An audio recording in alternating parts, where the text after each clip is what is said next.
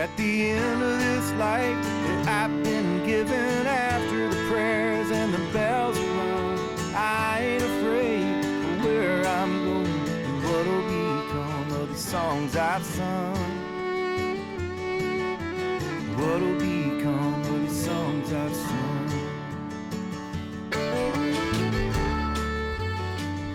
All right, welcome back, everybody, to the Corpus Christi Songwriter Podcast. I'm Jules.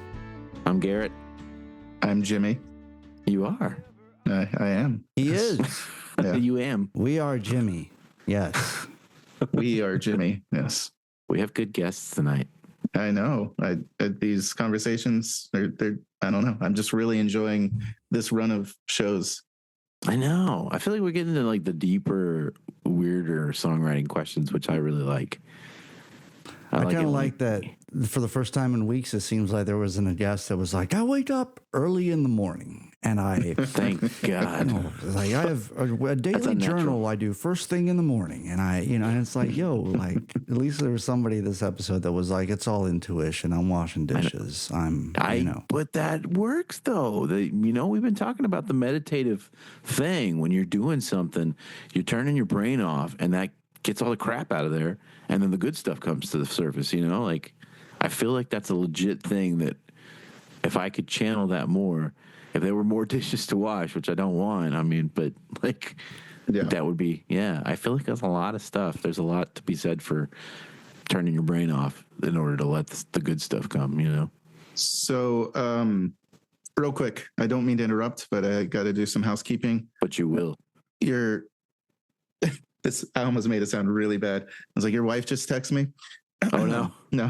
Jesus Christ. No, Abby messaged me a little earlier. I guess it was on Sunday. I don't know why I said today, but anyway, she messaged me a code to get 25% off the pass to the festival, right? Nice. Okay. So only for, I guess, my cousin Derrick or whoever's listening to this podcast. Whoever's listening, you get this. That's right. So I'm going to read the code real quick. That's and awesome. You have to write it down. And this will be your 25% discount into the festival. That's pretty awesome. I know. That code is 02141603. Should I read that again without the radio voice? I don't know why I did it in radio voice. Do it. Okay. 02141603. And then again, 25% off. You have to get it ASAP though. First come, first serve. There's only a limited amount. Where do they go to get these tickets, Jimmy? ccsongwriters.com. I'm glad they go there. They say, okay, I want to buy some tickets. And then what is this code? How do they enter it? Hey, that's a good question. Yeah, it's on the website. Just go to where it says purchase. There, like it's on the website, y'all. Where it says purchase tickets right there, and there'll be a spot where you can put a code in. Yeah, I'm seeing it. Nice. Okay. Yep. So it's all nice. Pretty self-explanatory. ccsongwriters.com. Put in that code. Purchase your tickets. If you have any problems, definitely email us. You can email at info@ccsongwriters.com. Yeah, there's we'll get it taken care of. Coupon code section. And yep. Yeah. Nice. There you go. We've been asking people got that out of the way. Really excited. The festival is legitimately right around, like just days away. Right around the corner. Yeah. So who are y'all most excited to see at the festival? Jules Taylor. Oh man, I'm always excited to see Jules. Man, Nathan Martin Fox. Man, Evans Fox. Nathan Evans Fox. Okay, I'm going to cut that out. I will edit that out. Nathan Evans Fox. But I get that guy's name wrong all the time, man. But I love his stuff. And awesome. When we played that writers round thing, I even in that short time period of being around him, it was like I played a song and it was kind of heart tuggy, and then he would play a song and it was like as heart tuggy, and it was creating this dynamic of like a brief competition, even though it's not a competition, and it evoked in me like one of those like really strong feelings of like, if you're reacting strongly to this, it's probably because it's something very familiar or something you sense in yourself, so, but yeah, it was like when I was sitting next to him and I would play and then he would play, And I would go to the next guy, which was like, and I forget the guy's name. He was, his songs were more comedic at times, and like, so it was like this big mixture of like kind of cry and then laugh for the audience. It was emotionally all over the place, man. I bet that was a great round. It was a really cool round, and I was really happy to be there. But I would love to see that guy in a whole set to listen and take his stuff in, and I'm really excited about that. Yeah. Yeah. So, I'm excited to see Heather Miller or Heather Little. I mean, we know Heather Miller too. We know her too. But Heather on Friday night. I'm excited to actually see her. We're just messing up all the names of all our guests. I know. What the hell, guys? Yeah, actually, Heather, we'll get to know her a little bit more because she's one of our guests this evening. So that's right. I'm really excited to see Elise Levy as well. We randomly, accidentally caught her set. It was out of nowhere, and then at Swarfa, and it just blew me away. Like I ended up sitting literally like 2 feet from her, and was just enamored the entire time. And her songs just like Carole King mixed with like traditional folk at the same time. But a little bit of, I don't know if you guys have ever jammed Judy Seal, but I get Judy Seal vibes from her too. And it's so like just very interesting, soulful. Yeah. Just awesome stuff. Yeah. Oh, Lost Patterns is going to be really great, though, too, I ruined the pattern. Oh, Lost Patterns. I ruined it. I said her name right. Sorry guys. These people are very important to us, as the names kind of, there's so many of them at times, they get kind of jumbled together, and and then you end up, with some, what do they call it? A malaphor or something like that? Whenever you malapropism. Malapropism? I think that. Well, I don't know. That might not be the word for that. That might be something else. Every time you and I talk in the intro of this podcast, you end up like Googling looking up the definition of a word. Okay. So malapropism is the mistaken use of a word in place of a similar sounding one, often with unintentionally amusing effect. As in, for example, dance a flamingo instead of a flamenco. That's fun.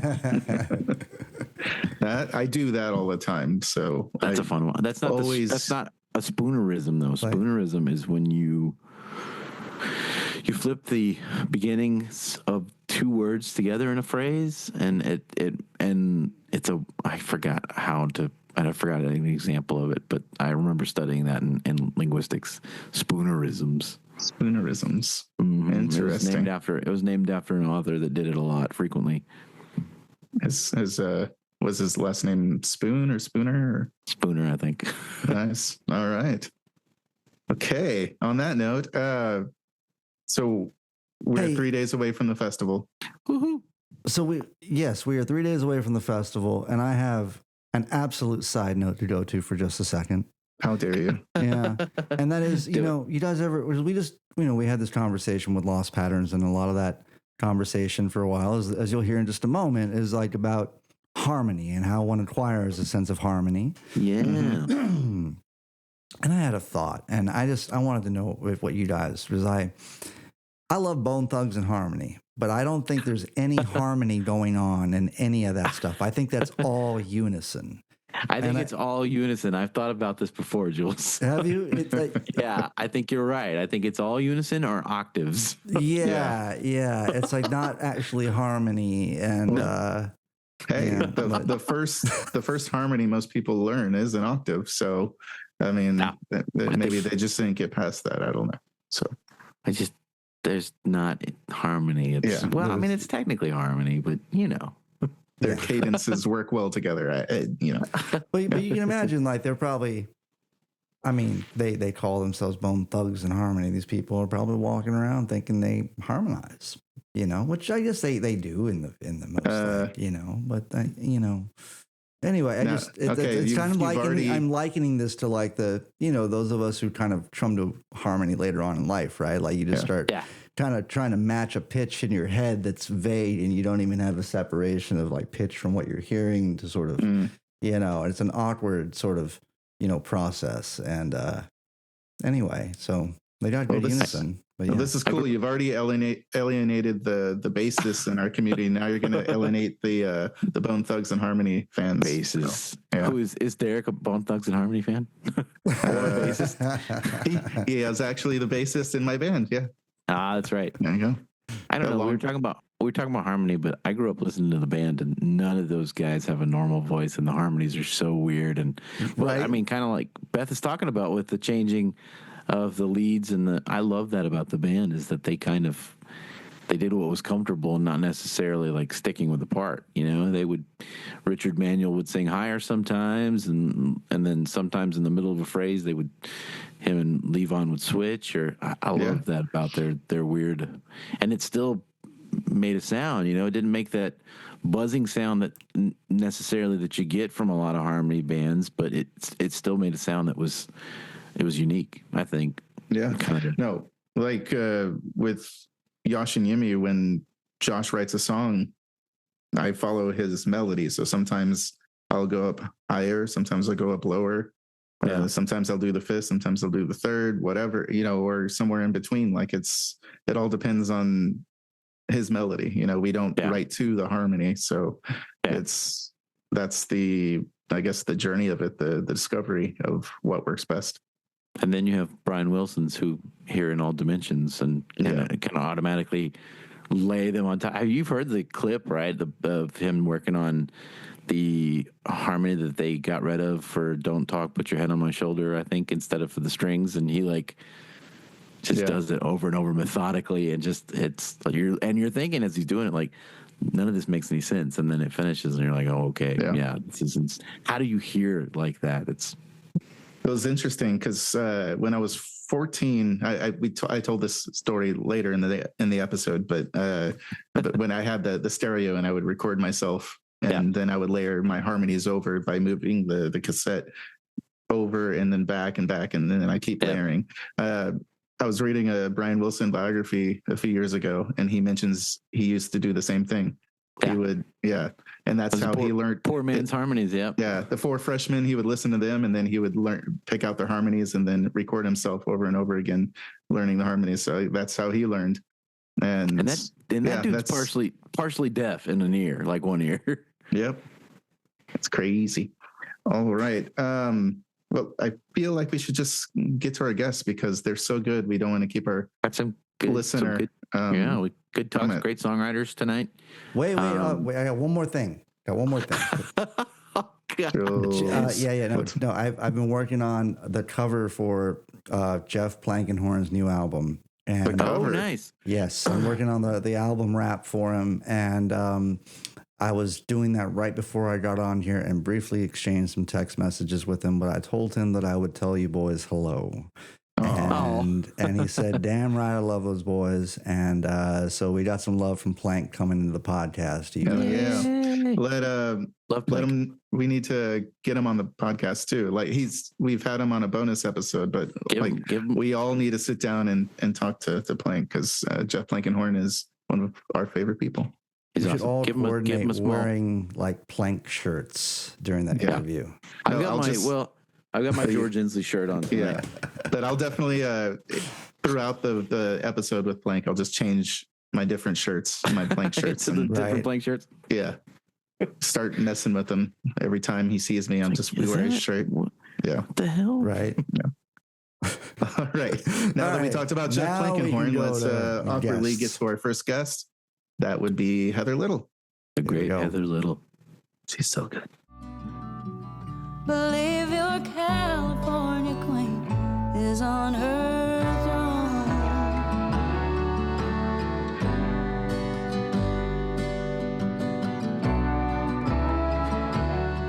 As Melissa Clark with Americana Highways describes Heather's latest record, albums like this make me remember why I started covering music in the first place.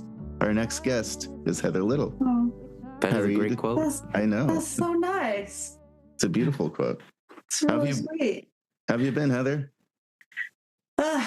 Music stuff's been great. Life's been a little terrible, but as it can be music sometimes. Stuff's great. Yeah, it's been so lifey. really like lifey and live-ish and like world-like. Yeah. I like that description. And get real lifey. Yeah, super lifey. Yeah, extra Wow. lifey.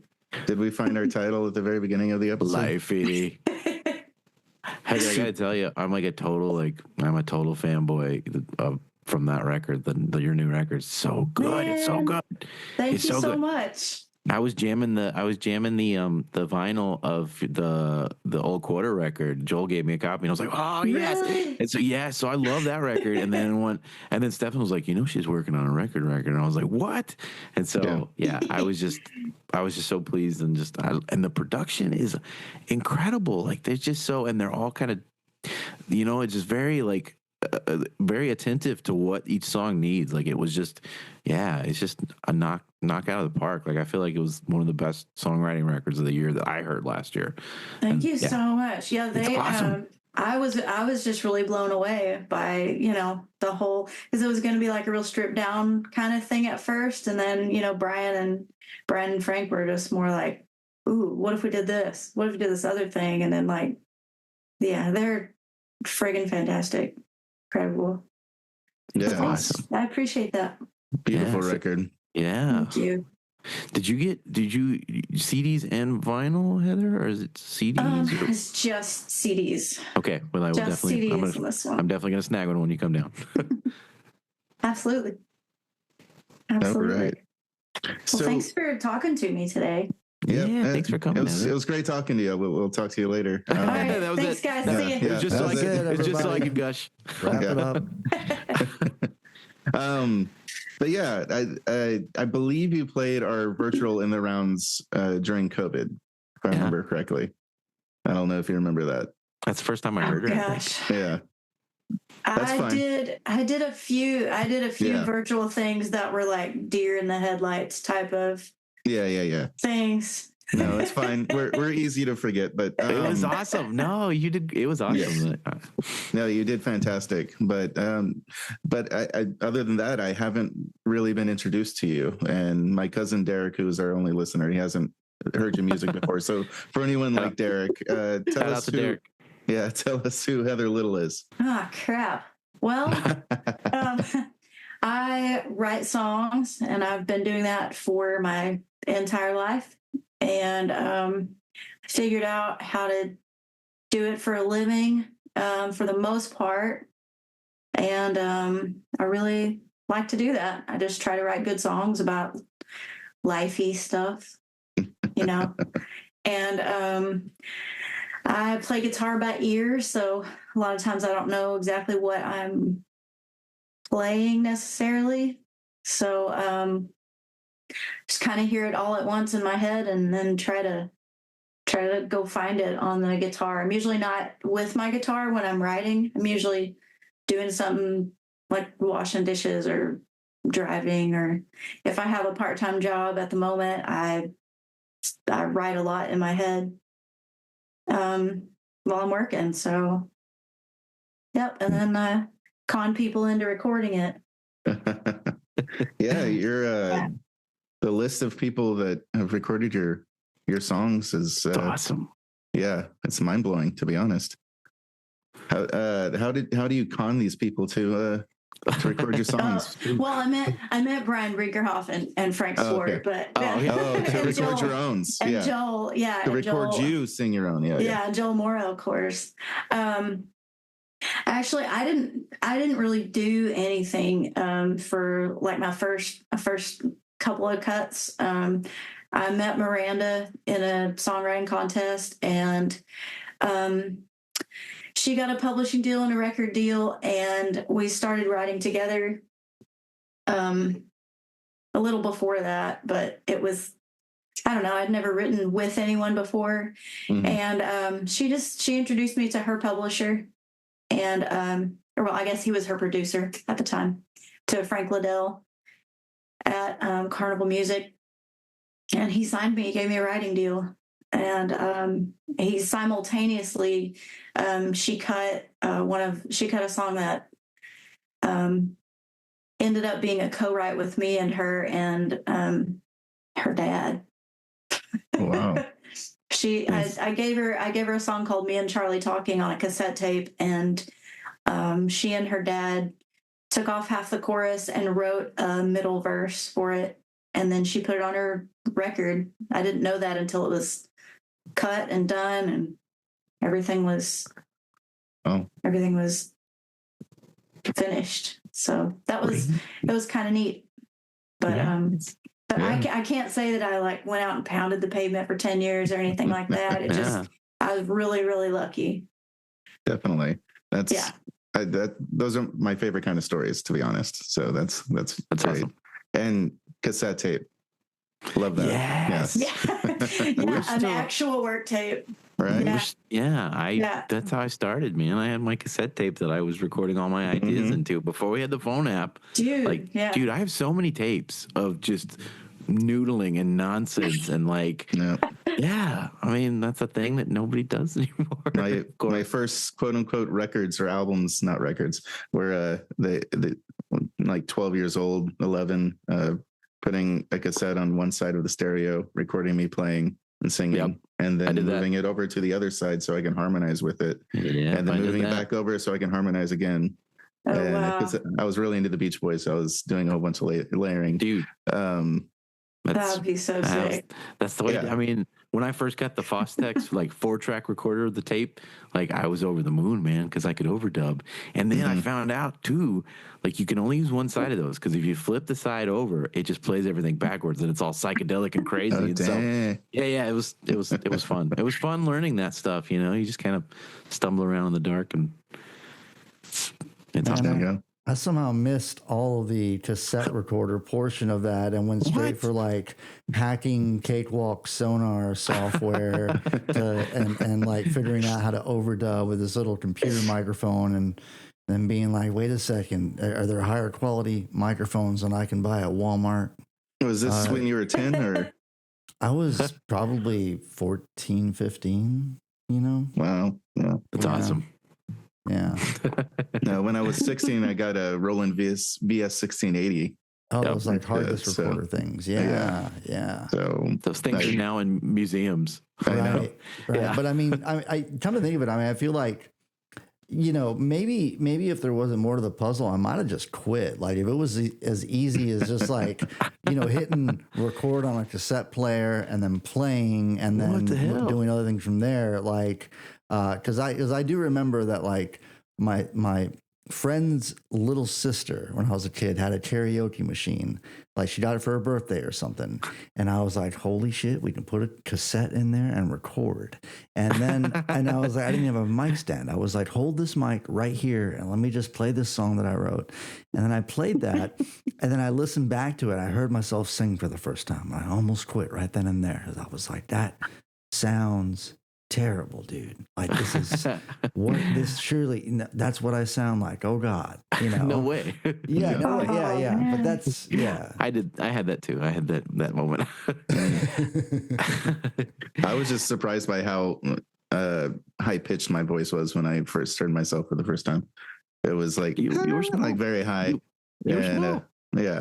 But in my head, I wasn't like that. So when I heard that back, I was like, who the hell is that? Who is that weirdo? Yeah. So I wanted to go back. You mentioned, moving on from the weirdo. You mentioned that you play guitar by ear. So are you self-taught?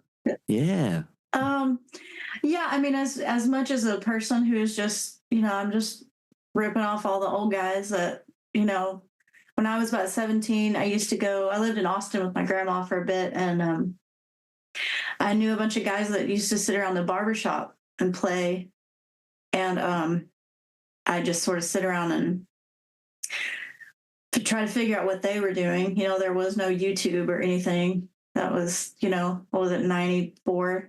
So it was, I just wanted to be I just want to be one of the guys sitting around playing. And the youngest dude in that circle was 33 years old. So there was me and then 33-year-old guy and then on up to like Vietnam veterans. And so I wanted to learn how those really good, like dudes that could just sit there and finger pick like this just immaculate stuff while they're talking and telling like cohesive stories and things. And I can barely even tune my guitar while I'm, between songs and say anything of substance. So it's hard to do listen, that though, at the same time. Mm-hmm. The only person that's good at it that I've noticed is Terri Hendrix. If you ever watched Terri, she's got it down to art. And I don't know how she does it, but like, yeah, she's an alien. She can just split her brain, I guess. So the hearing or learning by ear and kind of that I was going to ask you about some of these interesting chords in some of these songs, Heather, and that kind of makes sense that like My Father's Roof, it kind of veers into jazz a little bit. Like you got like some of no, it's great. Like there's some chords in there that are like, I see why they decided to use a trumpet for that song, because it kind of lends itself to these darker, more brassy colors with some of your chords in there. And I was like, this is interesting. I wonder where did she pull that chord? And like, wow. Yeah, I didn't see trumpet coming. I did not see that coming. It fits so well. I feel like they nailed it. At first I was like, wait, what? A trumpet, like an actual trumpet. But everything worked. I feel like every song really, really is different. And I don't feel like, you can just cram every song in the same kind of spot. And I love records like that. I like, you can listen to a Steely Dan record or like the band, and every song's gonna be super different, like you can hear the first 2 or 3 notes and you go, oh, this is that song, and you can already be excited because you know about the solo that's coming up, 4 minutes in or whatever. But so not that it's a band record and not that it's Steely Dan by any stretch, but I like a little variety, a little different stuff thrown in. So yeah, thanks. Yeah, they were really kind of very sensitive to what each of those songs needed, I think, and really kind of made the record a bunch of like just a nice, like a bunch of different colors, like, and each song really kind of has its own mood and its own vibe. And I love the Sunset Inn vibe. Like, I love it's kind of like there's all these elements and it's kind of free, like almost like free time. And that's kind of the vibe I got when I first heard you play that song, and they picked up on that pretty well. Like it's got this really interesting atmosphere, and yeah, it's great. It's awesome. Thanks. Definitely. Thanks. I was worried about how I was going to translate some of it because I can't draw, like I can't draw pictures, but I can picture things. Yeah. And I'm never able to describe like what I'm actually seeing. And I kind of have the same problem with music. Like I can write for days, but when I need words to describe a sound I'm looking for and I can't play, I'm such a toddler when it comes to musical instruments. And like, trying to write Landfall on piano was kind of hilarious because I don't play piano. So I was like, you can't tell anybody that you heard this. And I recorded this little piano part that it was like, wow, this is so bad. But they figured it out and, turned it into a real piano part. Yeah. So. That's awesome. So how did you meet Joel at Old Quarter Cafe? Yeah. Oh, man. Yeah, this is kind of a weird story. I was playing some shows, and I got to leave out some names because it's going to get weird. Yeah,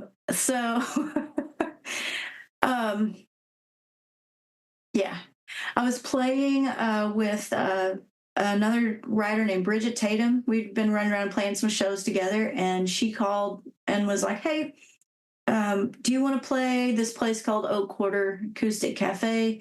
And I was like, yep, sure do. She was working with someone who booked it, got it all figured out. And then the show fell through, had to get canceled. All right, fine, no problem. it happens, right? Shows get canceled. But then later there was a person who was super upset that it had been canceled, and this person thought it was their fault, and they like came and found me at a show, and they were just, I don't know. It was a strange experience. So I don't know. I've probably already said too much.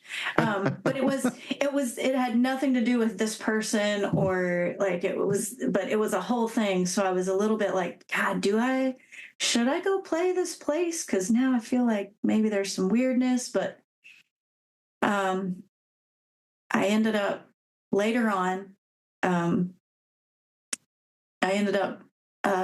booking a regular show there through Joel, and it was a great experience. It's like there's such like a reverence when you walk through the doors, and even when Joel's just in there setting up, it's like you can just feel it in the room and the floor, and I don't know, it's just kind of cool. And I feel really lucky to get to play there, and that I continue to be allowed to play there. It's a privilege. So Definitely. really, really lucky. It's a cool place. Yeah, it's one of my favorites. One of my favorite stages to play, if not my favorite stage to play. And now you have a live record from there. It's Townes Van Zandt, and then it's you. Y'all both have live records from the old quarter. So Gabe Wooten. Yeah. Also, yeah. Old There you Gabe. go. Gabe's awesome. Yeah. Gabe's awesome too. Yeah. Oh man, Gabe's funny. I know there's more live records from the old quarter, but they're minuscule. I was just being hyperbole, but yeah. So do you have any plans for touring coming up? What's your plans for the next year? It's a little bit sparse. Not quite sure. I'm not quite sure how much of that I want to do, and I really am not quite sure on what scale. As goofy as that sounds, I really like being home.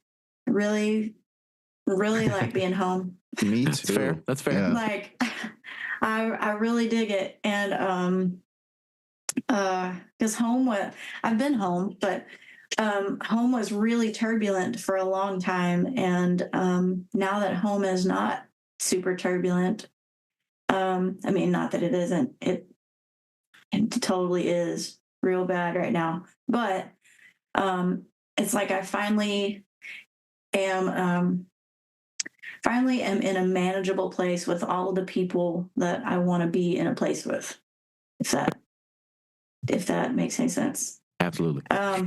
So, but I'm going back to the Netherlands this year, What? and that's going to be super stoked about that. Take us with you, or That sounds amazing. Yeah. Hop in. I'm going to drive. Sounds good. So, yeah, bring the cat.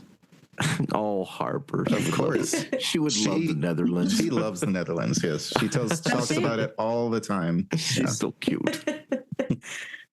No, Netherlands that's the first time I've ever been out of the United States. Never even been to Canada or Mexico.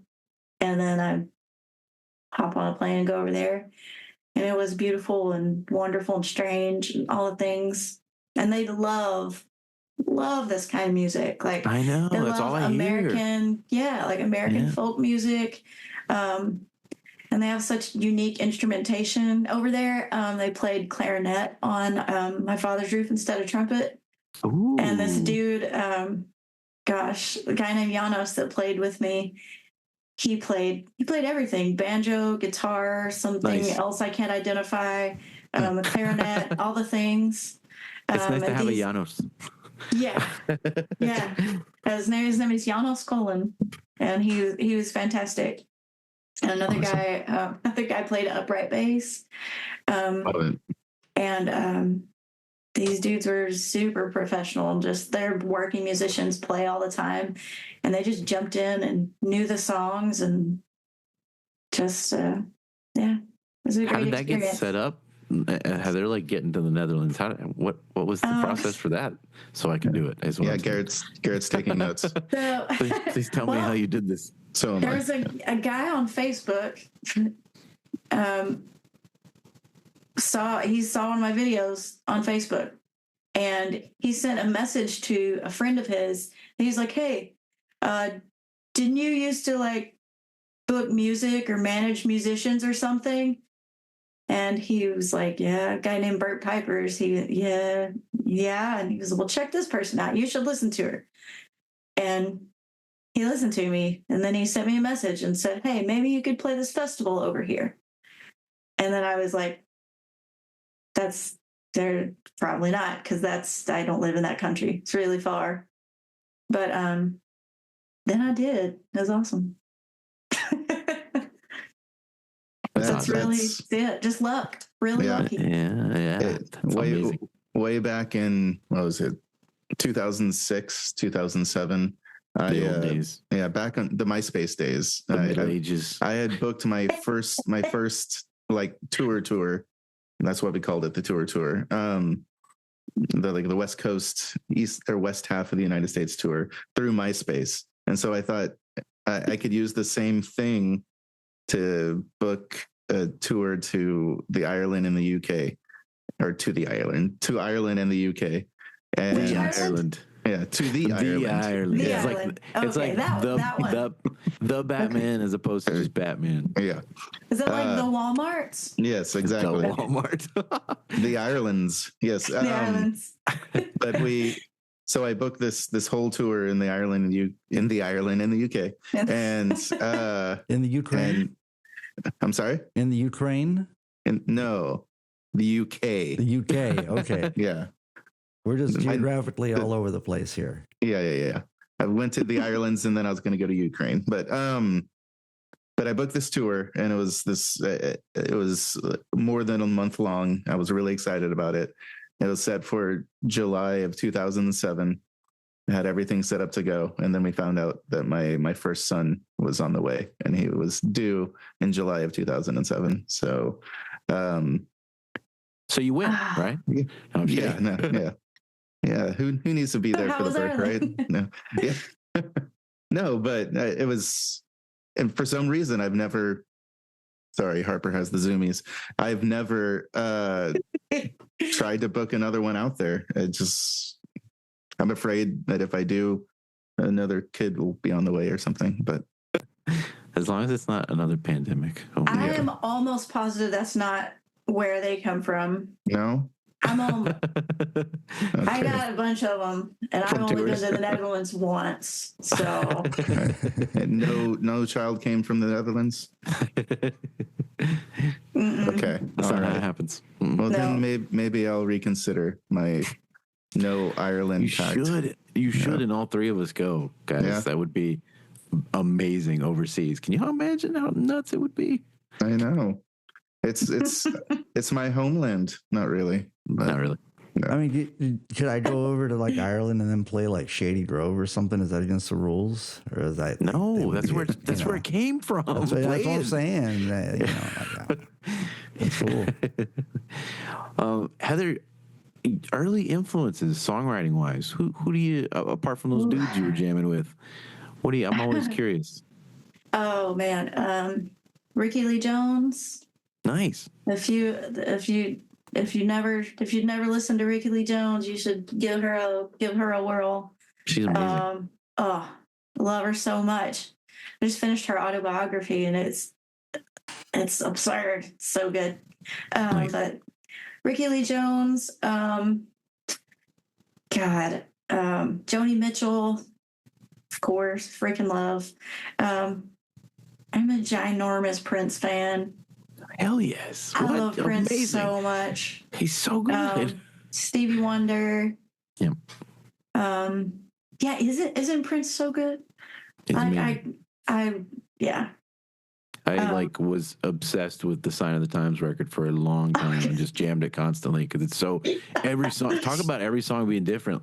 Like that guy, Yes. and he played it all. So that guy literally plays in every genre on that record, and it's never boring. and it's funky and strange, and he does a Joni Yes. Mitchell style kind of send up on he does Help Me. Dude. He interpolates Help Me in a song, which is amazing, and yeah. Dude, I could talk yeah, about and that's Prince forever. in the ballad of Dorothy Parker. Yeah. Yeah. Yeah. I don't ever. Yeah. We'll talk more Prince when you come down to the fest. I wore that whole thing out. Wore it out so bad. So good. Wait, so is that why you're dressed in purple right now, or? Well, it's probably like just the lighting. This is as black. This is my well-read comedy. I was joking, but that's a great shirt. Yes. Well, yeah. Yeah, I mean, I liked a lot of older music. You know, the radio was on all the time, so I like to listen to like all the late 70s. I don't know what they call it now. Probably yacht rock or stuff like Christopher Cross and Steely Dan. James. All the Steely Dan. But I liked the folkier stuff too, like James Taylor. But he got pretty bluesy. Loved Janis Joplin, Big Brother and Holding Company, and all of that stuff. So just kind of all over the place. That's the best way to be. Yeah, I mean, it sounds like a very eclectic. What made you want to write originally?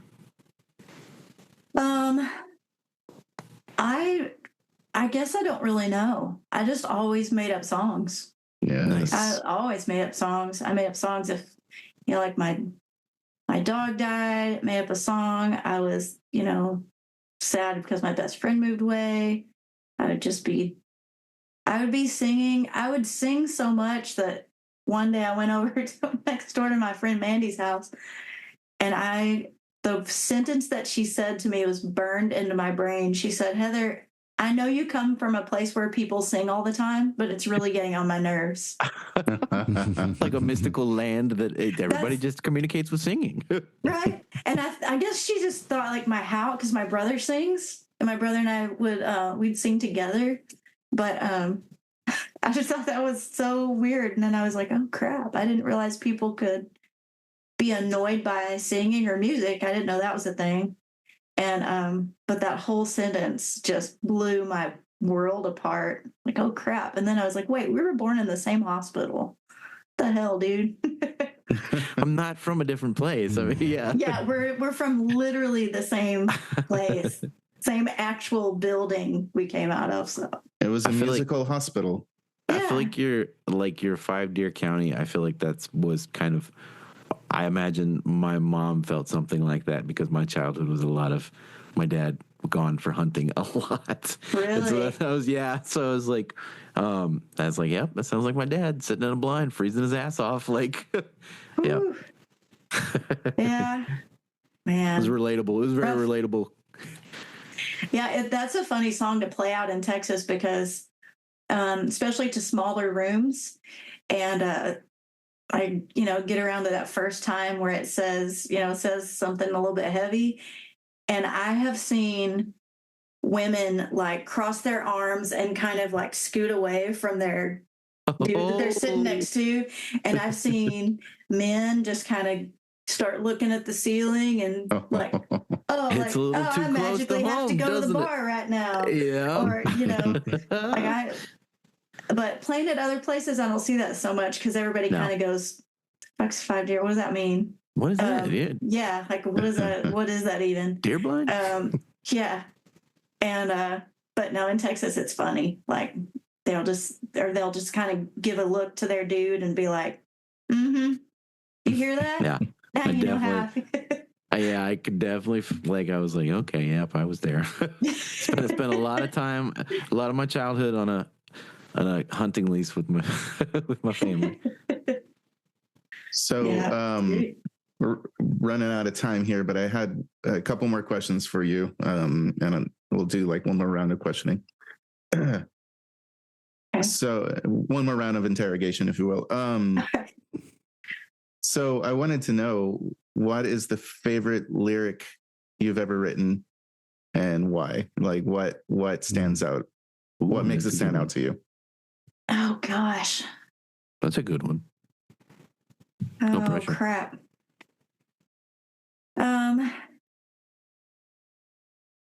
That's a hard one. I guess there's two. And the reason, probably the reason is just because when I ever think about them for more than a few seconds, it makes me want to cry. But one is about my daughter and the other is about my grandmother. In Landfall, when it says, when this house is quiet and the boy's asleep, I remember every word you ever said to me. That's a good line. Because I do. Yeah. Like, nice. all the time. Yeah. That's a deeply felt line for sure. Yes. Yeah. Damn it. You have. I mean, It hits you right in the chest. So, if you're not crying a little bit when you're singing some of these songs, you're doing something wrong, right? I mean, I guess so. I guess it hurts my damn feelings, though. You know. But Yep. I don't want to write songs about some Stupid shit. stupid crap that didn't happen to me or didn't happen, to someone, some situation I'm close to. I want to say things that matter, and that mattered a lot, mattered more than anything. The other one, I guess, would be, there's a song on my first record called Call Me Home, and it's about my oldest daughter. I got her when she was 3. And there was a line that I had there, and it was kind of like, I don't know if y'all use this term as songwriters, but like, it was kind of a throwaway line. It was like, I need a line here. Placeholder. It fits, it rhymes. It's, the phrasing works and everything works. And, I got to that one line, and it was just like, that's the line. That's right. It works. And I sent it off to the person I was bouncing everything off of at the time. And she was like, this is a throwaway line. And I was like, oh crap. No. You knew it. Yeah. And I knew it, but I was like, no, I'm just going to leave it. And spot in the floor where your foot goes right through it. Yeah, exactly. And so I was like, I was in the shower, and I'm singing in the shower because I feel like everybody sings in the shower. Dude, I mean, I feel like that's a normal thing. That's definitely where I found my voice. I can't really do it anymore because there's neighbors, like I live in an apartment, so they would hear it all, but fuck them. Yeah. They might like it. You never know. there you go. Right. Yeah. But yeah, it was just like one of those moments, and I was just singing through the song, and now I'm gonna space the line completely. I'm all thinking about the moment, but it got to that one line, and I was like, oh crap, now I know what goes there. And I just had to like sit down on the shower floor and just cry, because it was like, fuck, that really is it. But it ended up being the bridge for Call Me Home. And nice. it just kind of pulled the whole song together. It's about my daughter that, I got to be her mom for 9 years, and then I didn't have legal rights to her. So when we split up, and her father unilaterally decided to separate her from her siblings, there wasn't anything I could do. And it was just like, oh brutal. God. Yeah. That's brutal. So that's, wow. I love that song. I love that song still, but it's hard to sing. Yeah, I bet. Yeah. When you were talking about the bridge, I was like, it really ties the room together, man. The Big Lebowski style. Yeah. Hey, Heather, while we have you, could I ask you to maybe speak a little bit more to something you mentioned at the very top of this interview, where you talked about often when you're writing, you are doing something else. Yeah. Whether it's washing dishes or what have you, and I've heard other songwriters, friends of mine say that as a writer, you want to get a job that takes your body but doesn't take your mind. And but what I'm hearing and what I sense out of your music as it's all like straight feeling, not just in like the impact of your lyrics and the way they evoke certain feelings in the listener, but like your sense of how to approach and how to structure, and your sense of how to present is kind of all based off of like just intuition, for lack of it. There needs to be a stronger term, like a felt sense of how you feel these pieces should go.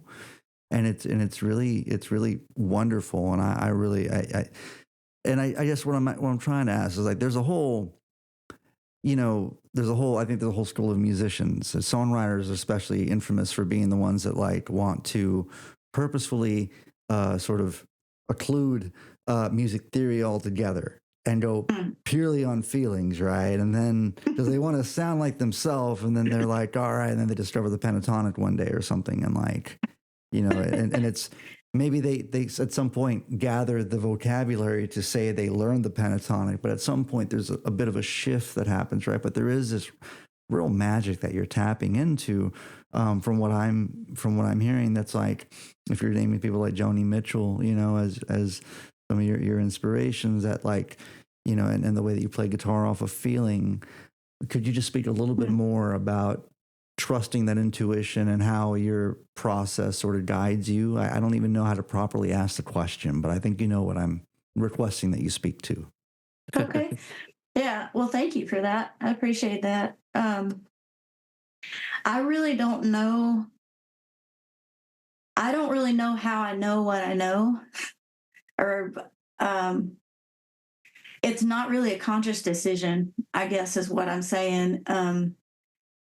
It's like, I don't know which color to paint with because I don't know what it's called. And I just know what the picture looks like at the end. And it's got to have something to do with the way I honestly, it's going to sound nuts. It's going to sound bonkers probably, but I feel like when I was very little, I think it happens to all people, when you're very little and you're immersed in music, or you're immersed in the sounds of your environment, all of those things are frequencies. All of those are vibrations on whatever level. You might not sense them with your ears, but your body senses them, and your body knows what feels good. Your body knows what feels bad or sad, or your body knows what the worst, indifference. Your body knows what does not move you in some way. And I used to hear a song. There's a song called "Think of Laura" by Christopher Cross. Mm-hmm. And that song would come on when I was a kid, and I was just fucking inconsolable. Like, and I didn't understand what it was about. I didn't have a clue what it was about, but the way the song just, it killed me. And Hotel California, I was born in 1976. And so being a kid, laying in bed, and I always had my radio on. And during the day, my mom always had the radio on. We're in the car, the radio was on. So there's always music on. But laying in bed at night, Hotel California would come on. And you hear they stab it with their Steely knives, but you just can't kill the beast. Mm-hmm. And it's got all the, like, every note in that song belongs there. And every note in that song is absolutely appropriate for those lyrics and that sentiment, just everything. And I don't know. I just feel like I absorbed things at the same moment I was feeling all the feelings. And I don't know, probably the parts that go, oh, where did that come from? That might be when somebody was screaming in the other room, when there's a happy song on that I like, and this feels good. This song makes me feel good. But, there's some bullshit going on in the next room, and your body feels that too. And you can be 3 or 4 years old and know that something's not right. And you absorb all of that, and it climbs into whoever you are, and it climbs into who you're going to be, you know, at whatever age you are when you are aware of the way it manifests and who you're becoming. I'm just enamored by the way you're describing this. This is all amazing. Of that was the title of the episode. Yeah, the entire thing. Yes. No spaces, no periods. Just it's just that. Yeah. Well, this is awesome. this is part of like, you know, when I talk to writers who, I mean, we're all trying to figure out how to write more or how to write a specific type or whatever, right? But sometimes you get this sort of like phrasing of the question, like, well, how do I go and write good song? You know, like, and it's like, I don't, you know, part of, like, I've always laughed at that. I'm like, I don't know, man, go suffer broadly in many diverse ways, become like a sommelier of pain, you know, like, and just you know, live through that shit and then come out the other side with, you know, with all those feelings, man, and put them into melodies, you know, and say the horrific shit that you're afraid to say, you know, like, You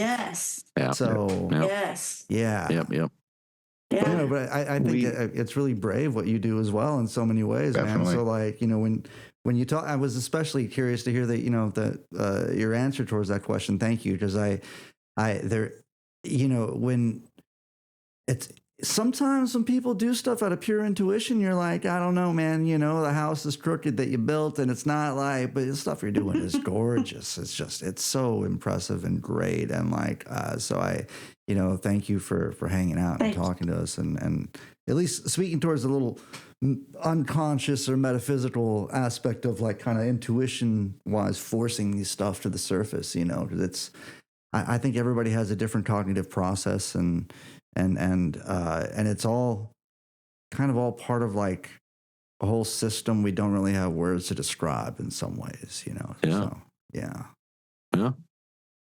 I think that's accurate for sure. Yeah. Well, thank you so much, Heather. I've got one more question for you. Oh, yes, the classic question. And then you've probably seen this movie, Heather, I bet. It's our Almost Famous question. Have you seen Almost Famous? Well, I don't know. I don't think so. That just breaks my heart. It's fine. Don't worry about it. I'm gonna see it tonight. Now I have to. You have to. I have to. Well, not to spoil the ending, but this is the final question that's asked in that movie, and we basically just stole and made it our own. And because we did, I did. Sorry, Cameron Crowe. Heather Little, what do you love about music? I like how universal it is. Like how it pulls people together in ways that we could never connect ourselves on our own, even if we tried. Sometimes in ways we couldn't deny if we wanted to. That's honesty. That's true. Yeah. Yeah. Good stuff. Yes. All right, Heather, you'll be with us at our Corpus Christi Songwriters Festival, which is this. It'll be this Friday coming up, February 14th. Or for anyone listening, when it comes out, it's this Friday, February 14th. And you are our Friday night headliner, and we'll be at Barbecue Man. So get your tickets now at ccsongwriters.com. Yes, please pimp the site. Yes. All right. Thank you so much, Heather. Thanks, Heather. Thanks, you guys. Soon. Thank you, Heather. We'll see you soon. To you. You too. Bye. Bye.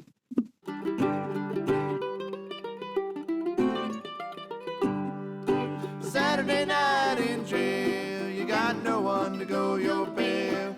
Call your friends on the telephone, leave a message when you hear the tone. If you ever get back outside, ain't never gonna take that ride. You might have been down here before, but you ain't coming back no more.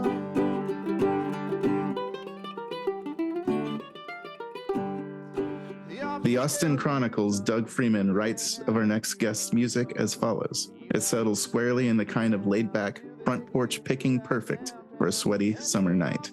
This is Lost Patterns. How are you guys doing? Doing great. Thanks for having us on. Yeah, really happy Thanks. to be here. Yeah. Thanks for being on, guys.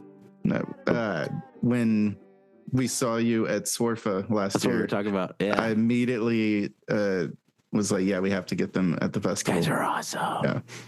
And so we're really excited to have you guys play, come down here for the first time and play our festival. But I remember I spoke to you briefly. I don't know if you remember or could hear me at the time because I completely lost my voice. He had no voice. Yeah, my voice is gone during Swarfa. It's just like talking like this. Yeah, but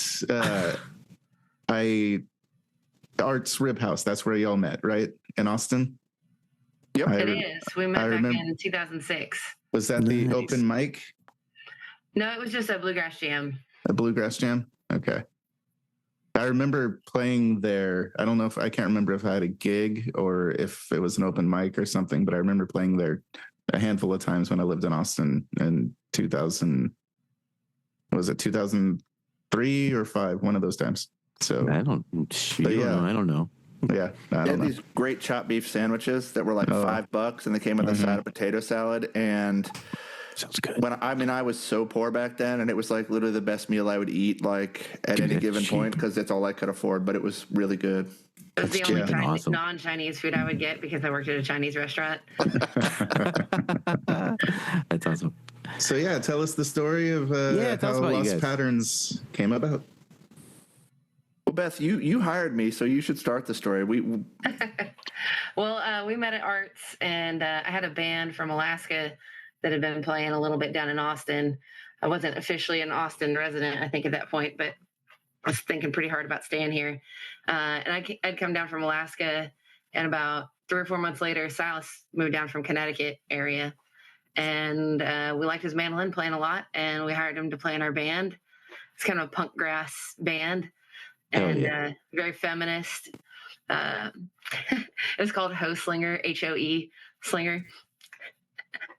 That's awesome. I had my mic muted, but I was laughing very loudly just to confirm. We did like Violent Femmes covers and Stanley Brothers in the same set. It was pretty fun. So we got Silas in the band, and then my bandmate Jessica went back to Alaska, and Silas and I started a band with a guy from Corpus, Portland area, Howdy Darrell. He used to play bass with Wayne Hancock. And I've actually played, I think I played at the Surf Club with him a long time ago. Nice. So we started a band called Love Gone Cold, me, Silas, and Howdy, back in 2006 or 7, and played together for a year or two. And then, young bands bust up sometimes. And we did that. We ended up, so we're in Alaska, and we play this gig, and we were all partying pretty hard at that point. We started talking about politics, things you could never do. But more importantly, so not more importantly, but so we're at this gig, and we don't have a place to stay. And then this guy's like, hey, you can come back to my house. I've got a ton of salmon and some wine and stuff. And I'm like, man, this dude wants to fatten us up. And he, anyways, I was very sketched out by the whole thing. But we go back to this guy's house. That guy's a polar bear. That's what I'm saying. Well, it turns out what he actually did was he would purchase other people's salmon, flash freeze it, and then send it down to the States to fancy restaurants. And he bought us a bunch of wine. And us being the young morons we stayed up till 4 a.m. having a political argument, getting drunker and drunker and yelling at each other about like the ephemeral nature of like the word redneck. Like it was anyways, that was one of the last gigs that Love Gone Cold ever did. And that guy never invited us back, consequently. Yeah. That doesn't make sense to me. Why would he not invite you back? I don't. Other People's Salmon should be the name of this episode. So we, our band busted up. We kind of drifted apart a little bit, but then we were pulled back together. Both Silas and I were living in Denali in Alaska. He was dating a girl up there, and I was working, waiting tables. And we put together a really fun bluegrass band called Salty Gravy. And that lasted a couple summers. And then we both kind of pursued our own projects for a long time. So I was playing with the Atomic Duo and playing a bunch of amazing gigs. They played like Edmonton Folk Fest, and I can't remember all the ones you guys played, Silas, but And I joined the Carper family with Melissa Carper and Jen Miori, and then also played with Brendan Lee a lot. Yeah, you did. So we both That's kind of how I made saw our you. rounds playing with the like acoustic roots bands. We'd run into each other at Folk Alliance, and we're obviously still friends and hung out around town a lot. And then here you are. Yeah. The name, guys, the name, Lost Patterns. Tell me about that. That's got to be something. It's so fitting for y'all. But what was the impetus? Well, so Beth is a huge Hazel Dickens fan, as am I. I think she's one of the great American songwriters, and she has a song called Lost Patterns, and we played it a bunch because it's, it makes Fred Eaglesmith's songs sound really cheery. Honestly, it's a very down song, but it's beautiful and really honest. And we just kind of were talking about it, and we just thought it's really evocative. I think our music is both spans kind of an older time, something that kind of even predates recorded music, and then we also love a lot of modern songwriting. And so it was this kind of idea of bridging, what our influences were and where we're at as artists ourselves. I think there's a way in which some of the more grounded music that America's produced is not as recognized or as well preserved these days. And so part of kind of, I wouldn't say mission, but part of what we like to do is really honor the people who've influenced us and given us a platform to be voices in the acoustic world. A great answer. Yes. Yeah. It's a very Harry Smith's anthology of folk music style. Like, I feel like that's the vibe y'all, but then with like the songwriter vibe. So y'all kind of like span the genre. I think is really cool. I think I like the idea of a traditional sound and writing these songs like, this Wendy Davis song, like, like doing stuff that's kind of current and kind of, I like the juxtaposition of that, and you guys do that really well. It's awesome. Yeah, Hazel Dickens did that a lot. She wrote about coal mining. She wrote about black lung. Her brother had black lung. Yeah. She wrote about organizing, like all these things that are very important, like workers' rights and women's rights. She has a lot of feminist songs, and I yell about that on the internet all the time because nice. It's obviously one of my pet causes. But Hazel really, like, she was one of the first women who was singing about topical things. She wrote songs about sex workers. She really like pushed the envelope on what was country and what was bluegrass. And I feel like Silas has always done that really well with his songwriting. And I love that about the Wendy Davis song, that it brings a little bit of that like folk hero vibe into like a very old-timey traditional sound. Was it a funny sort of experience? Like, I mean, I don't know if it's a question of was it a funny experience, but I always think it's kind of interesting to like, to adore a sort of dated sound, but yet want to do something modern, and then to question how best to honor the roots of what you're trying to do. And then you go back and you discover they were writing songs about coal miners anyway. And it's like, oh, wait a second. It's just kind of like, like it's like there's like a radicalness that's innate to a lot of this music, whether it's, whether it's, I mean, it doesn't have to be something like a, which side are you on? It's like, even artists, I think Ronnie Bowman, has a song called like Hickory, Walnut, and Pine.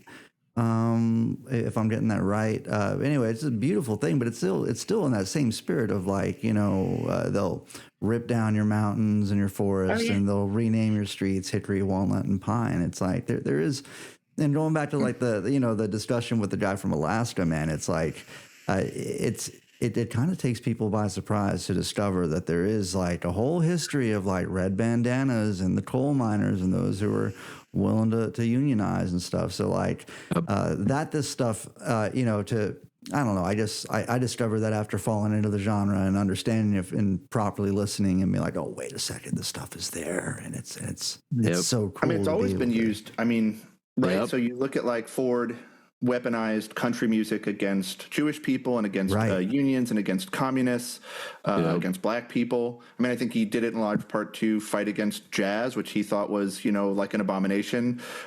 Joe Hill, who, coined the phrase pie in the sky, they wrote words to the Salvation Army marching bands that were trying to drown out the Union chanters. So they just wrote words and sang over those. I mean, on top of it. there's been this like give and take country music.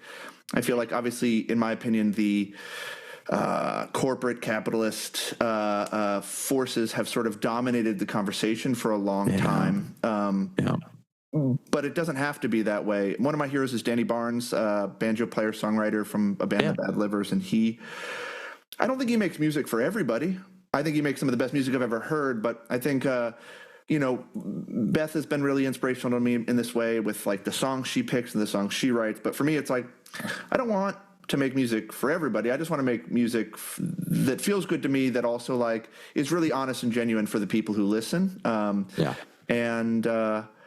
think Barnes does that like as well as anybody ever heard. I mean, his stuff is not always super accessible, but to me, it's about as true to him as it could possibly be. And that's kind of what I strive for. And I know Beth has really helped me kind of realize that in our band. Yeah, I really love songs that just like raise the hairs on the back of your neck or make you tear up a little bit. Even if it's, you're not feeling the depth of sadness, but you get a little hint of that through some of these songs that I think it's just, that's the sign of a good song and a good singing. And I think being connected to the tradition. We both really studied the roots of bluegrass and old time and tried to learn from the mistakes and the good things about those traditions. Y'all complement each other really nicely, and songwriting style. I think y'all both have a very like complementary. Like Silas, I feel like you're saying it's kind of like some of the more political and topical thing, and then Beth, you have like a streak of romanticism in your playing that I even saw in High Plains Jamboree, and that like drew me to your songwriting because it was like it kind of transcends like what the old timey thing. I mean, I still connected to it. I still connected to the old timey stuff too. But like, I was like, I get what she's doing. I get this. It's great. One of my favorites that I heard in Swerfa was "Running Out of Hope, Arkansas," and you mentioned that song. A great song, guys. Was it that song that played in where did it play? Was it? We were in Norway when Lee debuted it on the Grand Ole Opry. That's right. That's right. We didn't know that she was going to play it that night, and we stayed up super late. It was like 3 a.m. when she finally came on in Norway, and it was still daylight because it was middle of summer there, and we were in the middle of the countryside near Sweden, and man, it was amazing. They had this. Our host pulled out this big preserved deer leg. One of the people that were staying with was a hunter, and it was just this and so we were just cutting off hunks of this preserved deer leg, drinking beers in this Norwegian farmhouse, listening to the Grand Ole Opry over the internet, and Brennan played that song. What a magical experience. So basically, we only stay at people's houses that feed us wild game. Yeah, what the hell, guys? we just talked about deer hunting with Heather Little because she has a song about deer hunting, and I was like, I connect with that song. I grew up with a deer hunter for a dad, and lots of time on a cold blind and the middle of nowhere. Nice. What local treasure are you guys going to bring us in Corpus? I guess some sort of shrimp. I don't know. Yeah, maybe. Fish. The shrimp wraps at Surf Club are real good. Other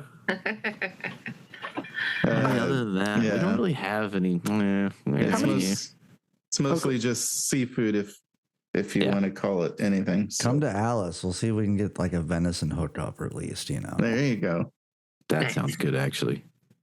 How long has this festival been going on for? How many years have you guys been doing it? 87 years. It feels like it. This is going to be minus. This is actually our 6th festival. This is 6th? Yeah, it should have been our 8th. But I lied. I said 7 the other day to somebody.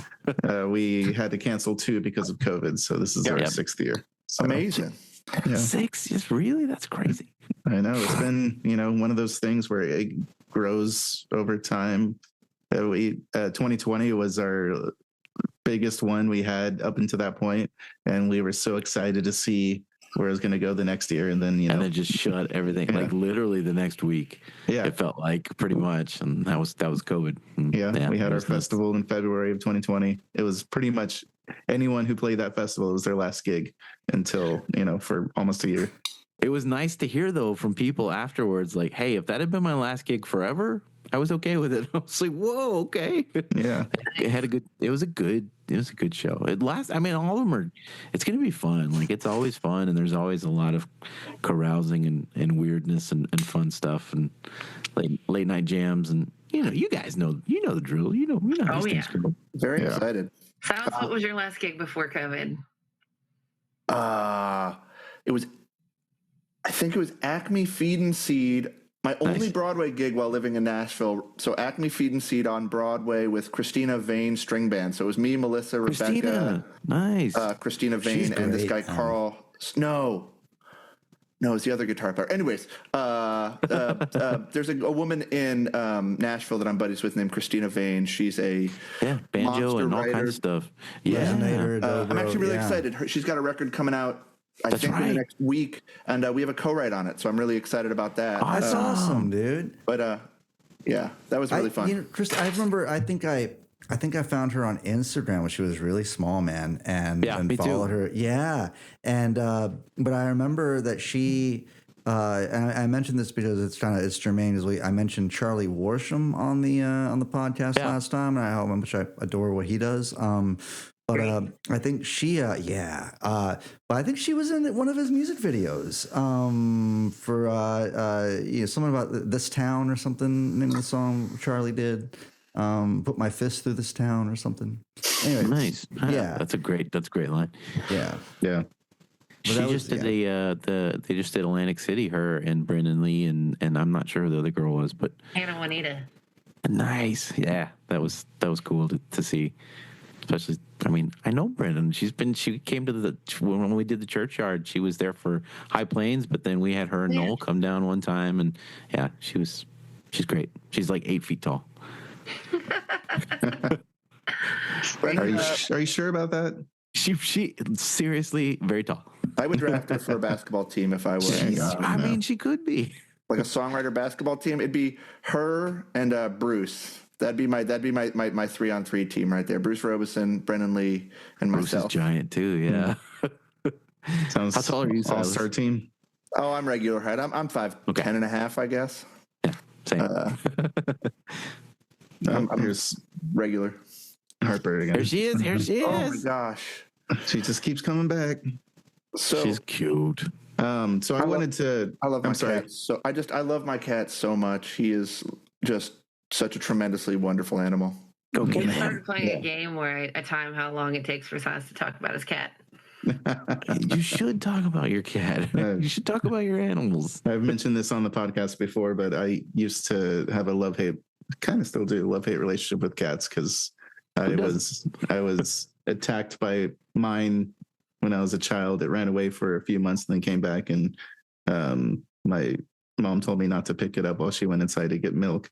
And then I automatically picked it up, and it sliced my nose open. I got cat scratch fever. Oh, that's what you get. They ended up putting that cat down, and it was just a traumatic experience. So for 30 years, I went without a cat, so then my daughter brought hers over and left it here basically. So now it became daughter's cats. Yeah, so it's it's my cat now. I'm glad you have one now. She pays rent. She pays a little bit for rent. I don't know about that. I haven't seen anything. So, but I wanted to know, y'all are both multi-instrumentalists, in some capacity. You're multi-cat owners or something. Yeah. I have no pets. I just have like. I don't know. We have so many instruments. I don't know if you guys can see this behind me, but this is the banjo workshop. I thought so. Man. Builds banjos and plays banjo and guitar and fiddle, a little beginner mandolin and bass. It's about nice. blood play, all the string stuff. Yeah. Nice. Yeah, just mandolin and guitar for me. I've been working on banjo, but mostly just mandolin and guitar. Yeah, I saw when y'all play live, y'all kind of just pass your instruments That's awesome. around, and so that's what I kind of wanted to talk about. I guess the ease of switching through instruments and things like that. What do you find works for you as far as balancing? You want me to take this one, Beth? Sure. Yeah. I think we come from really similar backgrounds musically. Like I think the things that we've worked on are really similar. So I think generally we try and switch the vocals tend to drive actually what happens. We have a few songs where we don't play guitar at all. Like we've got a couple songs that are mandolin and banjo.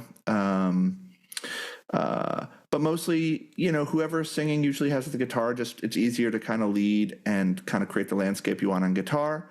I've got a couple that I lead on mandolin because leading on fiddle is really, really, really, really hard. Singing and playing fiddle is just a really challenging thing, especially if you're playing into mics and getting the mix right and all of that. So there's a few where Beth will play guitar and I'll play mandolin. But yeah, the vocals tend to drive kind of how we arrange stuff. We've got a couple songs where Beth just plays guitar, and we do more of a not a cappella but real stripped back. So that's kind of how we do it. Playing in a duo is a really interesting experience because you've got more sonic ground than a solo person, but way less than like a trio with a bass, so you're still having to like work and find the places to fill space without being too busy, but not so absent that like it doesn't have dynamism or like a narrative arc in each song. Yeah. Or like you're leaving your partner on stage high and dry. Yep. I feel like when you're a duo, me and my buddy, when we play duo shows, I feel like we have to appear larger to predators. It's just like be a little bit larger than we normally would be. Yeah. I'm in a duo called Yashin Yumi, and the only reason we started this duo is because we both loved harmonies, and so we found our connection through harmonies. And I just wanted to mention that y'all's harmonies are fantastic. Harmonies are amazing, y'all. So where did you learn to Beth do taught me to that? sing. Is that what happened? You're already singing great. So I feel very lucky. The three people who were patient enough to let me sing terribly were Beth primarily. Brennan let me sing when I played with her for a couple years, and then our friend Jen from the Carper family also was really patient, but Beth was my primary. She just let me squawk and squall and miss notes endlessly and was so patient. Beth has always just had a gift, and so I was very lucky to have Beth. That's how it happened for me, at least. Nice. We both sang a lot of bluegrass when we first started out, and learned all the parts early on because that made you valuable to be able to sing the baritone part or the lead or the tenor in any bluegrass song.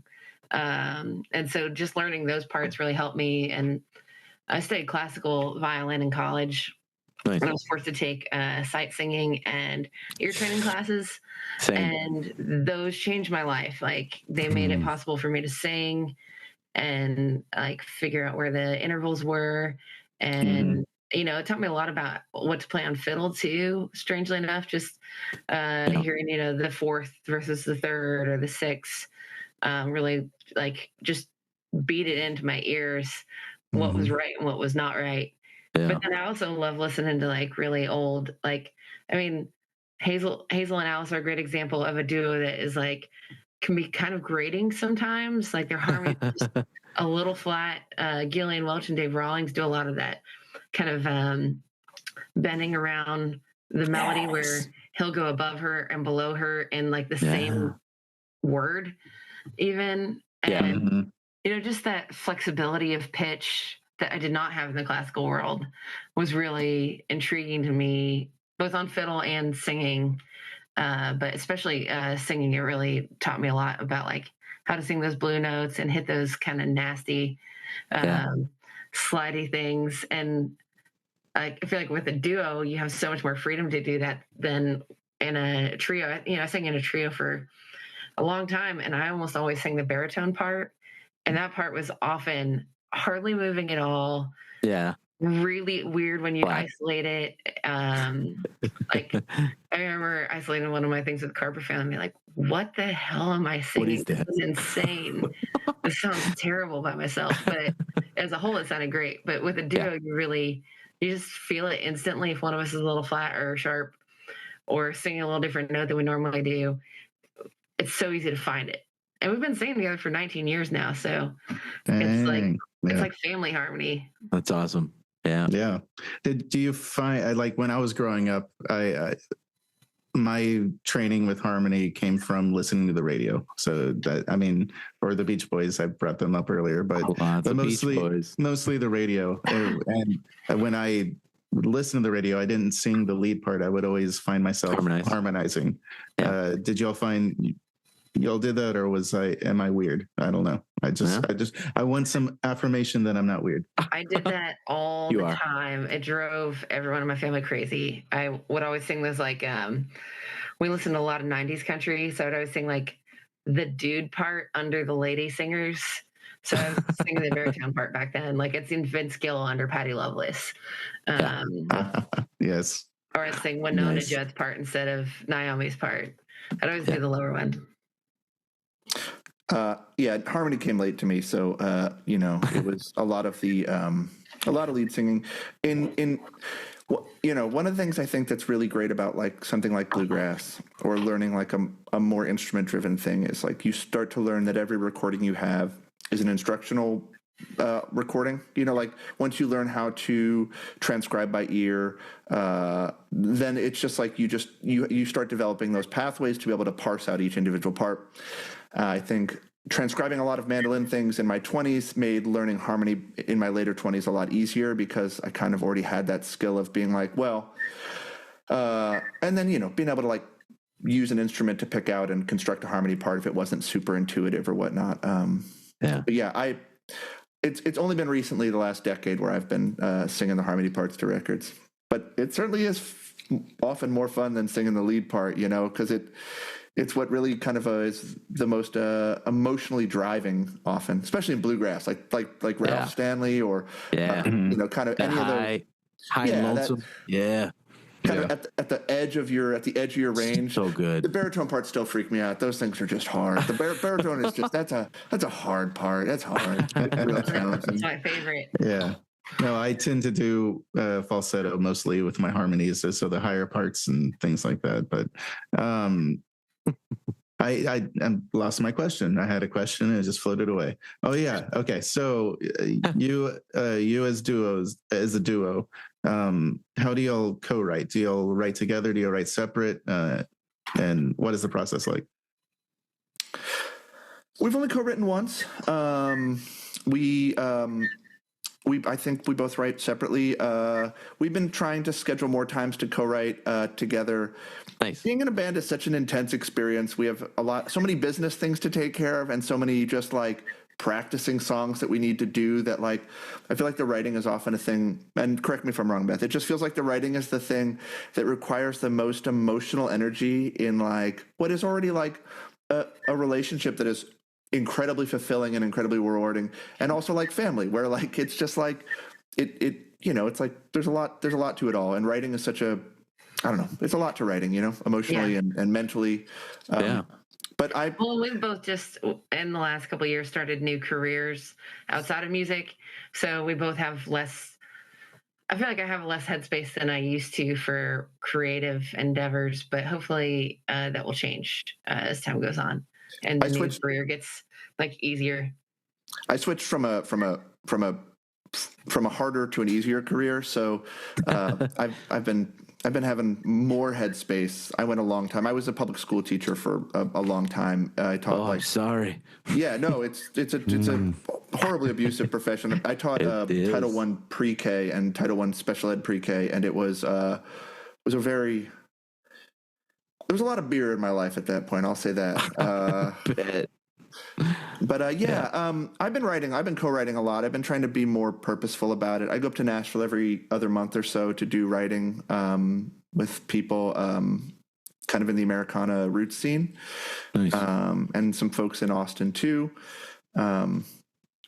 Yeah, I mean, I'm excited for the next song and the next 10 songs Beth and I write, because, like I said, we have such similar influences. We have such similar. I think we like the same kinds of lyrics often. Mm-hmm. Yeah, I think. I don't know. I feel like you're a little bit more. You flex those muscles as a songwriter more than I have. I've probably written, 15 songs in my life, and you've probably written 15 songs in the last year or two. I feel like I'm a little bit more interested in the like song mining, like trying to find the old gems out of the older world or out of like our songwriter friends. We do songs by Zoe Muth, who's a great songwriter out of the Seattle area. Who else do we do that's not We dead? do Caleb, Clouder. Caleb Clouder. We do from Alaska. We do Cantwell. Oh yeah, Chris Jones. That's Todd a good Grebe. song. Oh yeah, we do that's a good song. Todd Grebe. Yeah, I mean, a lot of friends. You also play. So Beth runs Austin. I mean, I would say if a week is approximately 7 days long, Beth is doing 6.5 gigs a day. Yeah, seems like 9 days a week. So Feels like it. There's that too. Beth is literally in charge of Austin. A lot of people don't know this. I didn't believe in the Illuminati until I met Beth, but she literally runs every aspect of the city. I can't believe you stay that busy, Beth, with a day job. Man, my day job is kind of nuts. So I tried. It's crazy. I'm one of those musician realtors. So Whoa. Yeah. There's a bunch of those. It's I've weird. got like contracts on my desk. Yes. And lockbox. Wow. Yep. Hey, so just as a side note, Beth mentioned I'm from Connecticut earlier. Is there any way we can edit that out? That really, really wrecks my street cred. I didn't say you Not were a from. I chance. said you moved down from. Yeah, He showed that up means I was there in at some point. Connecticut. He appeared in Connecticut. What was that? He appeared in Connecticut. Yeah. Yeah. It Made an was appearance. correct, though, wasn't it, Yeah. Silas?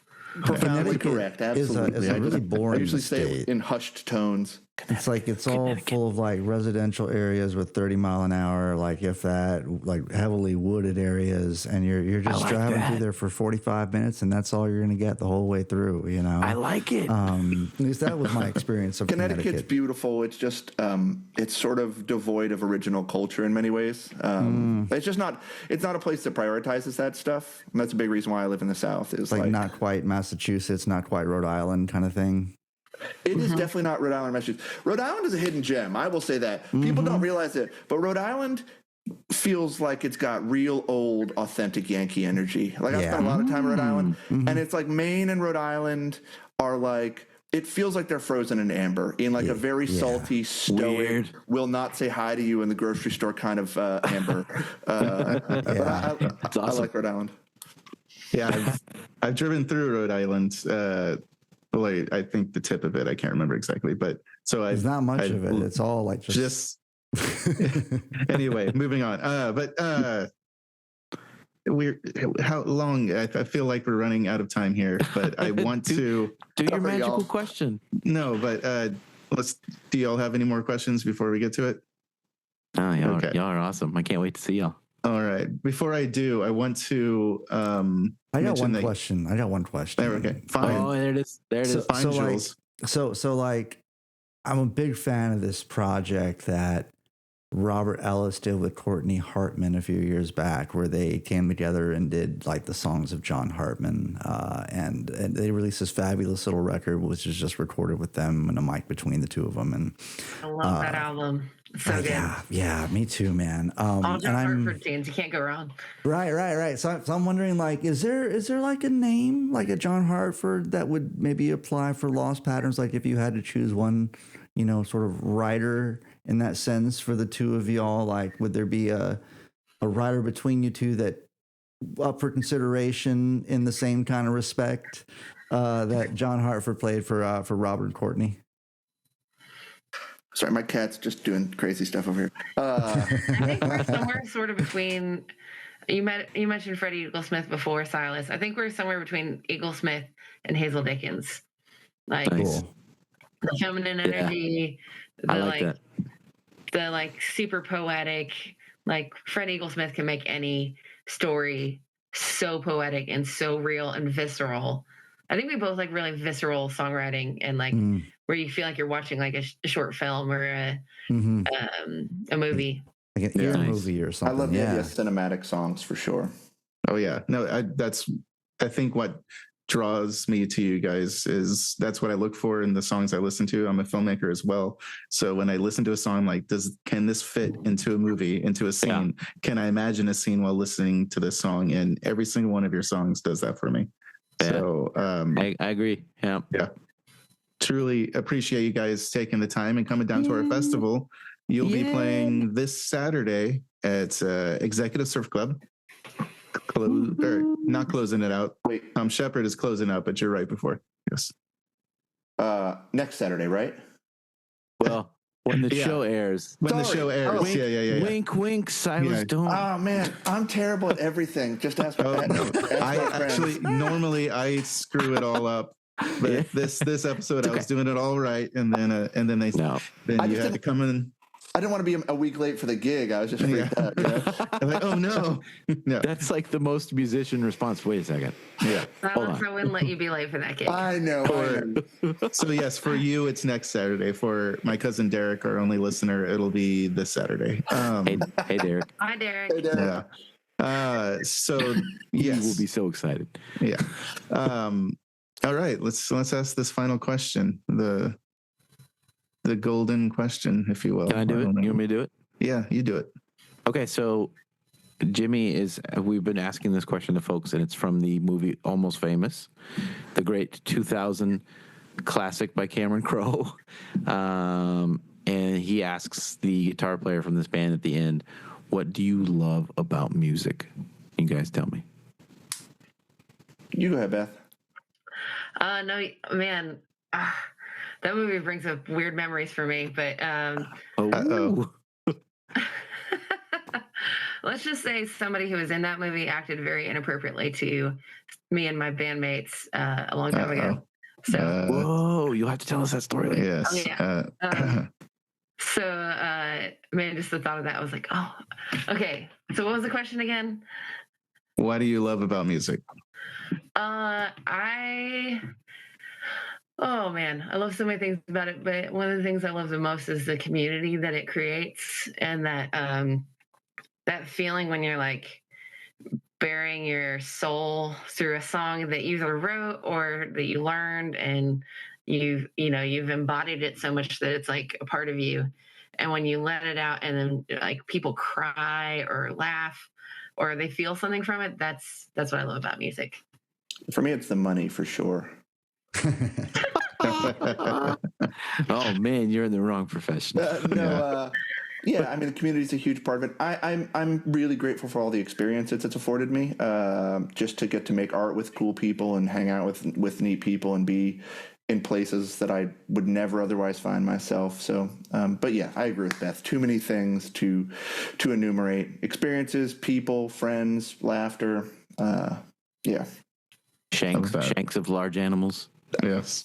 Yes. Exactly. Yes. It's all about the smoked game meat. Yeah. That's the correct answer. Assorted smoked game meats. Exactly. Love it. Or fish. Perfect. Or shrimp. There you go. That's all we'll have smoked shrimp for you down here. That's literally all we have. Do they even smoke shrimp? I guess you could. You probably could. Yeah. I don't know. I'm allergic, so I'll also get my shrimp.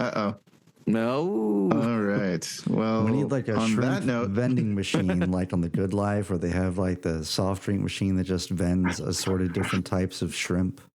You know? Gross. So gross. Shrimp dispenser. No, it's a thing. It's got to be a thing somewhere. Oh, we have those. Yeah, we have those down in Corpus. Every corner. Bubblegum Shrimp Co. Bubblegum. We've gone off the rails or the shrimp boat. I don't know. All right. Thank you guys so much. We'll see you, quote unquote, in the next couple of days. Yeah. So very, very soon. Yeah. Cheers, y'all. Thank you so much. Thanks, Thank Thanks you. for all your thoughtful questions and for taking the time to invite us. Thank you for all your thoughtful answers and taking the time to speak to us. Literally, I'm Nobody talks to us. I've been fangirling this entire time, just to let you know. So. Aw. All right, thank you guys. Cheers. Bye, Thank you. guys. Bye, y'all.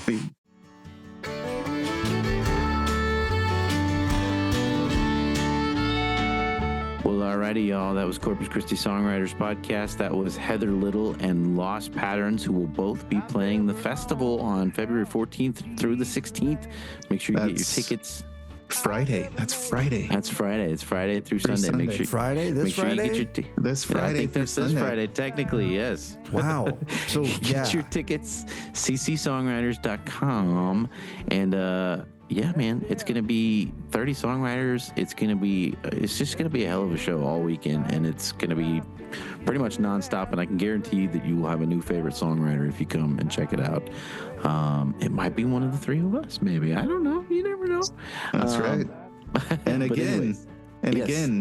if you didn't hear it earlier, Oh, yeah. go search this episode for the discount code to get 25% off. Super secret discount code. Yeah, that's right. And then go to ccsongwriters.com. We'll see you guys at the festival. We'll see y'all next time. See And y'all then there. we'll be back in March with more episodes.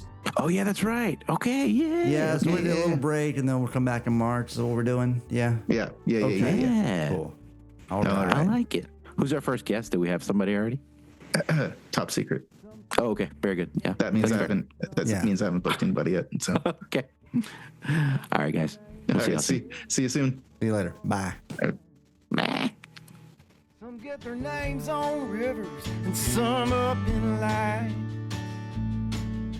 Me, I've got a show down the road tonight.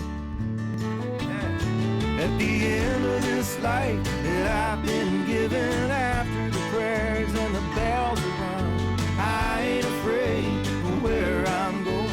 What'll become of these songs I've sung? At the end of this life that I've been given, after the prayers and the bells are rung, I ain't afraid of where I'm going. What'll become of the songs I've sung? What'll become of these songs I've sung? What'll become of these songs I've sung? What'll become of these songs I've sung?